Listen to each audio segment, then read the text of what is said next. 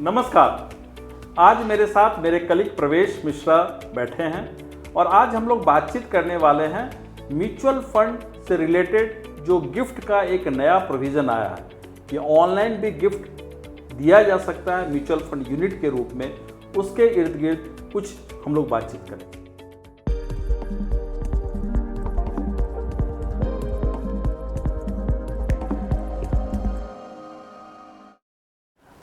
अभी festival season में maximum लोगों से यही सुनने को मिल रहा था कि ये म्यूचुअल फंड गिफ्टिंग क्या है, थोड़ा इसको इलैबोरेट करो, थोड़ा बताओ कि म्यूचुअल फंड गिफ्टिंग। तो मैं आपका राय जानना चाहूँगा कि म्यूचुअल फंड गिफ्टिंग, क्योंकि इंडिया में गिफ्टिंग एज सच कॉन्सेप्ट बहुत सही है, तो म्यूचुअल फंड भी का यूनिट्स भी गिफ्ट किया जा सकता है क्या?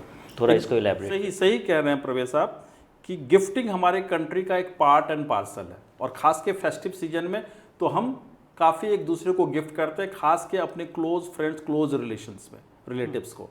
तो म्यूचुअल फंड यूनिट को भी अब इजीली गिफ्ट किया जा सकता है। गिफ्ट पहले भी किया जा सकता था, ट्रांसफ़र ऑफ यूनिट्स पहले भी किया जा सकता था, मगर उसमें सर्टेन कंडीशंस थे कि डीमैट होना कंपलसरी था, जो गिफ्ट जो ट्रांसफ़र करने वाला है और जो पाने वाला है दोनों के पास, तभी उसको ट्रांसफ़र किया जा सकता। मगर आज के डेट में सेबी के परमिशन और एज वेल एज जो हमारे रजिस्ट्रार हैं camps as well as K fintech, उनके प्रयास ने इसको काफ़ी सुविधाजनक बना दिया है।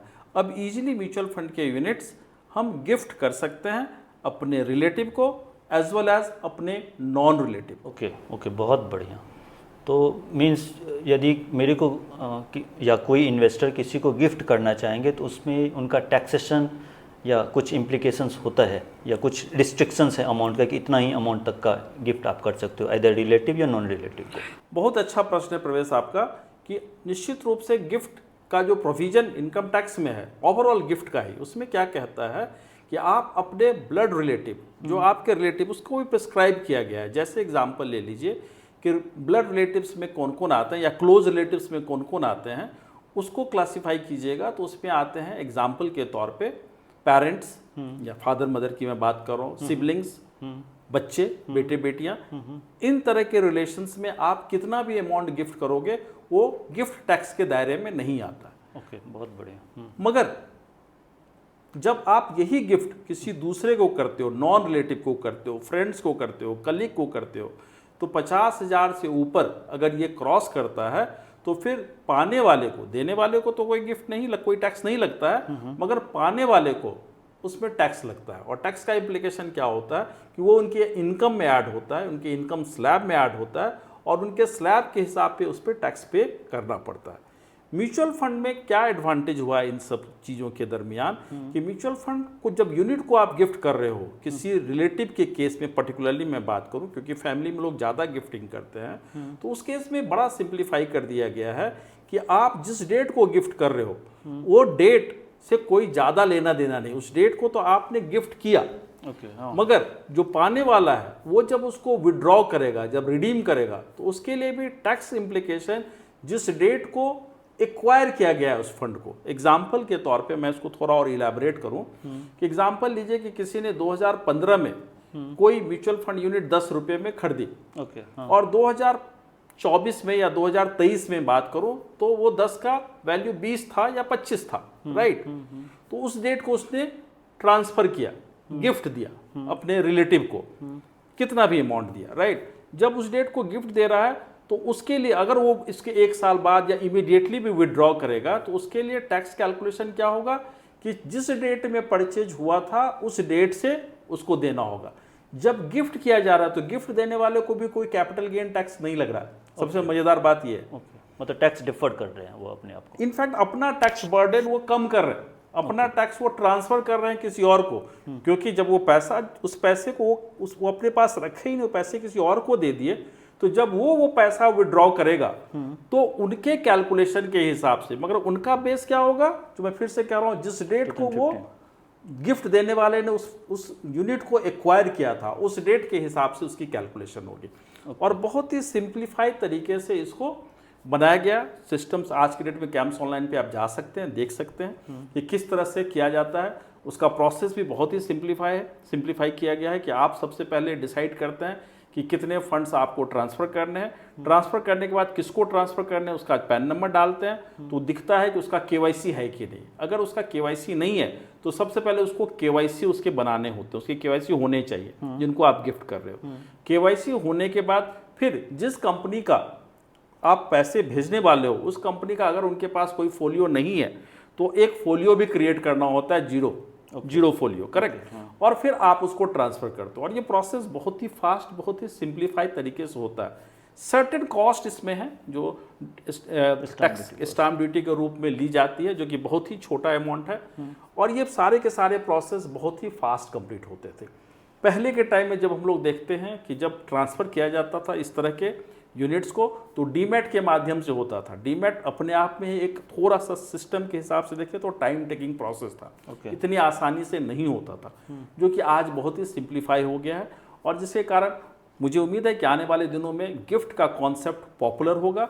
और सिर्फ इतना ही नहीं, म्यूचुअल फंड गिफ्ट के रूप में भी दिया जा सकता है, ये लोग जानेंगे। इसमें एक और एडेड बेनिफिट है। एडेड बेनिफिट क्या है कि जब शादी का टाइम है, किसी के घर में शादी हो रही है, तो उस वक्त अगर आप उसको दे रहे हो गिफ्ट के रूप में म्यूचुअल फंड यूनिट्स, तो उनके लिए टैक्स फ्री होता है, उनको कोई टैक्स लायबिलिटीज नहीं बनती है, क्योंकि उस वक्त शादी के टाइम में गिफ्ट पाना तकरीबन टैक्स फ्री होता है। ओके। तो आपके हिसाब से क्या लग रहा है कि सेबी ने इतना ऐसा इनिशिएटिव क्यों लिया है? इसके पीछे का पर्पस क्या है सेबी का? देखिए बहुत सिंपल है। सेबी ऑलवेज कोशिश करती है कि इन्वेस्टर्स को किस तरह से हम सुविधाएं दें और इन्वेस्टर्स को अवेयर भी कैसे करें, और साथ ही साथ कैपिटल मार्केट के प्रति उनका एक रुझान भी बढ़े। तो कैपिटल मार्केट के प्रोडक्ट को गिफ्ट के रूप में दे सकते हैं और ये सारी सुविधाएं उनको मिल सकती है आसानी से। तो सेबी पहले भी करता रहा, डिफरेंट तरीके से प्रयास करता रहा, और ये भी एक उसी डायरेक्शन में एक राइट स्टेप आप कह सकते हैं कि है। तो मीन्स इससे जो ऐसा मेरे को समझ में आता है कि नेक्स्ट जनरेशन या यंगर जनरेशन, मतलब पेरेंट्स अपने मतलब खुद के इनकम या खुद जब अर्न कर रहे हैं तो अपने बच्चे के लिए प्लान कर सकते हैं कि मीन्स उसको यदि गिफ्ट देना है मेरे को तो डे वन से आज से ही प्लान करके फिर फ्यूचर में बच्चों को भी कैरी फॉरवर्ड, मीन्स ट्रांसमिशन ना करके जो माइनर टू मेजर करना होता है उससे बढ़िया कि गिफ्टिंग आप कर दो। करेक्ट। पहले भी देखो आप सही कह रहे हो कि पेरेंट्स अपने इन्वेस्टमेंट में किसी न किसी को, अपने बच्चों को most of the time nominee बनाते थे और आज भी बनाते हैं, और सही तरीका भी वो है। मगर इन बिटवीन भी, क्योंकि नॉमिनी को तो तभी मिलेगा जब उनके डिमाइस के बाद, उनके जाने के बाद, करेक्ट। मगर उनके रहते हुए भी वो चाहते हैं कि हम अपने बच्चों के किसी रूप में हेल्प करें। इसमें भी दो एंगल है। एक तो हमको हेल्प करना है बच्चों को, तो उनको हम दे दें, यूनिट दे दें, और उस यूनिट की उनकी जो इच्छा हो उसके हिसाब से वो प्लान करें। उनको रिडीम करना है तो रिडीम करें, उनको रखना है तो रखें। ये फिर बच्चों का चॉइस हो गया। रिडीम करेंगे तो उनकी टैक्स इम्प्लीकेशन जो आएगी उसके हिसाब से वो टैक्स पे करेंगे, और अगर रखेंगे तो कैरी फॉरवर्ड कर सकते हैं, वेल्थ क्रिएट कर सकते हैं। इससे सबसे अच्छी चीज़ जो होगी, ऐसे बच्चों, ऐसे लोग, यंग जनरेशन जिनको अभी कैपिटल मार्केट या म्यूचुअल फंड के प्रति बहुत ज़्यादा लगाव नहीं है, जो चीज़ों को समझते नहीं हैं कई बार, तो जब उनके पास इस तरह की यूनिट्स आती हैं और देखते हैं कि अरे मेरे फादर ने तो 2015 में खरीदा था और इतने पैसे बढ़ गए हैं, तो उनकी भी एक संभावना है कि इच्छा हो कि क्यों न मैं भी इस तरह की इन्वेस्टमेंट करूं और यूनिट एक्यूमुलेट करूं। उनका भी ट्रस्ट बढ़ेगा, उनकी कॉन्फिडेंस बढ़ेगी, और हो सकता है कि उनकी भी जर्नी कैपिटल मार्केट में और खास के म्यूचुअल फंड के तरफ आगे बढ़ेगा। तो ये प्रयास हर किसी के लिए एक विन विन सिचुएशन के रूप में है। ओके। तो अभी तक जो ट्रेडिशनली लोग कैश या अदर इंस्ट्रूमेंट देते थे, तो म्यूचुअल फंड यूनिट्स देने से उन डिसिप्लिन आ सकता है बच्चों का। पर्पस इसके पीछे यही जो मेरे को समझ में ये भी एक पर्पस है, ये सेकेंडरी पर्पस भी है। सही कह रहे हो कि एक प्रोपोगेट करने के अलावा, लोगों को सुविधा देने के अलावा एक ऑप्शंस भी मिल गया है गिफ्टिंग का, कि गिफ्टिंग में जहाँ कैश या लोग ज्वेलरीज या अदर चीज़ दिया करते थे, अब क्यों ना म्यूचुअल फंड यूनिट ही दिया जाए। तो म्यूचुअल फंड यूनिट का भी ऑप्शंस आ गया है, जो कि एक सुविधा है, और आपके पास ऑप्शंस है कि आप किस रूप में अपने बच्चों को, अपने फैमिलीज़ को, अपने फ्रेंड्स को, अपने रिलेटिव्स, नॉन रिलेटिव्स को भी आप सर्टेन अमाउंट तक गिफ्ट तो कर ही सकते हो। ऑफ कोर्स उनके लिए टैक्सेबल होगा, अलग बात, मगर गिफ्ट तो कर ही सकते हो। हम लोग एज MFD इन्वेस्टर को क्या हेल्प कर सकते हैं इस पूरी ड्यूरेशन ऑफ ट्रांसमिट, मतलब गिफ्टिंग में? देखिए बेसिकली क्या है कि इसकी अवेयरनेस अभी भी बहुत ज़्यादा नहीं है। हम सबसे पहला तो लोगों को ये बता ही सकते हैं कि एज एन MFD और इस प्रोफेशन के नाते, कि भाई एक ऑप्शन आपके पास है कि अगर आपको किसी को गिफ्ट करना है तो एक ये ऑप्शन को भी आप देख सकते हैं, समझ सकते हैं, ट्राई कर सकते हैं, नंबर 1। नंबर 2, उनको इसको करने में अगर कोई असुविधा हो रही है या समझ में नहीं आ रहा है तो उनकी हैंड होल्डिंग भी की जा सकती है। करना तो उन्हीं को होगा सारा कुछ, मगर आप जैसे लोग उनको ये हेल्प भी कर सकते हैं कि कैसे कैसे आप इस रास्ते पे आगे बढ़ सकते हो, ताकि ये भी एक पॉपुलर माध्यम गिफ्टिंग का बन सके। अभी तक आपका किसी क्लाइंट के साथ ऐसा कुछ इंटरेक्शन जो गिफ्टिंग को लेकर कोई यदि क्वेश्चंस आ रहा है तो उसके बारे में यदि कुछ फीडबैक देना चाहेंगे? करेक्ट। अगर मेरी अपनी अनुभव पूछोगे तो पिछले कुछ वर्षों में कुछ लोग इस तरह के प्रश्न पूछते थे कि भाई देखिए, मेरा तो डीमैट से दूर दूर का नाता नहीं है, तो मैं चाहता हूँ कि अपने पैसे, वो चाहते नहीं थे कि मैं अभी पैसे विड्रॉ कर लूँ, चूँकि पुराने दिनों से समय से पैसे लगे हुए हैं, कैपिटल गेन बहुत हुआ है, तो मैं निकालूंगा तो बहुत ज़्यादा टैक्स लायबिलिटीज़ मेरे ऊपर बढ़ जाएगी आज के डेट में, तो मैं क्या करूँ? मैं इसको चाहता हूँ कि अपने बच्चों को गिफ्ट करूँ, तो मुझे तो विड्रॉ करना होगा तभी कर सकते हैं, या डिमेटाइज करूं तभी कर सकता हूं, तो कोई दूसरा उपाय है क्या? नहीं है, जो नहीं था इनफैक्ट। तो आज के डेट में जब ये उपाय आया है तो हम ऐसे इन्वेस्टर्स को बताते हैं कि आप जो भी गिफ्ट करना चाहो अब इसको आसानी से कर सकते हो। तो ये सुविधाजनक इन्वेस्टर के लिए होगा, एक ऑप्शन खुलेगा, और साथ ही साथ कभी भी ज़रूरत, क्योंकि कभी कभी ऐसा भी होता है कि बच्चों को पैसे चाहिए होता है या पैसे नहीं भी चाहिए होता है, मगर फिर भी पेरेंट्स चाहते हैं कि उसका कोई ओकेजन है, उसका कोई बर्थडे, उसका कुछ ये है, क्योंकि पैसे तो हैं उनके पास, मगर ये एक एडिशनल पैसे उनके पास जाने वाले हैं, तो क्यों ना हम ऐसे रूप में दे दें कि उनको आज की ज़रूरत के लिए नहीं, फ्यूचर ज़रूरत में भी काम आए। अगर कैश देंगे या किसी और रूप में देंगे, बैंक ट्रांसफ़र देते हैं तो शायद वो खर्च हो जाए, मगर अगर यूनिट के रूप में आप दे रहे हैं म्यूचुअल फंड, तो एक संभावना है कि उनके पास वो यूनिट्स बचा रह जाए और आगे जाके उनके लिए वेल्थ का भी काम करे, वो वेल्थ क्रिएशन में एक भागीदार बने वो, और साथ ही साथ एक जर्नी में उनका भी झुकाव बढ़े।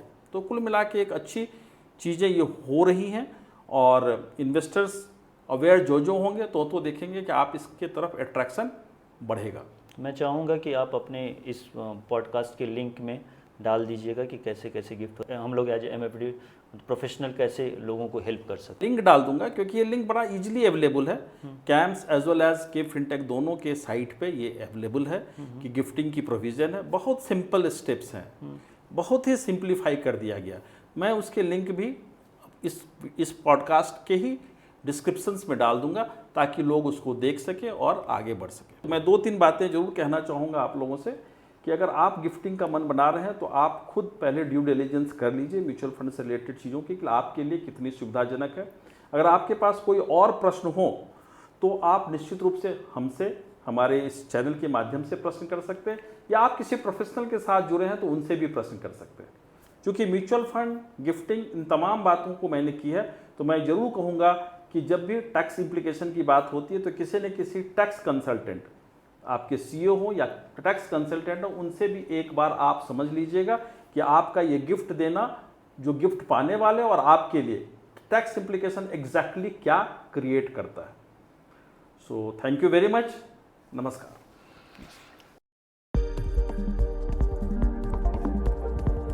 Mutual fund investments are subject to market risks. Please read the offer document carefully before investing.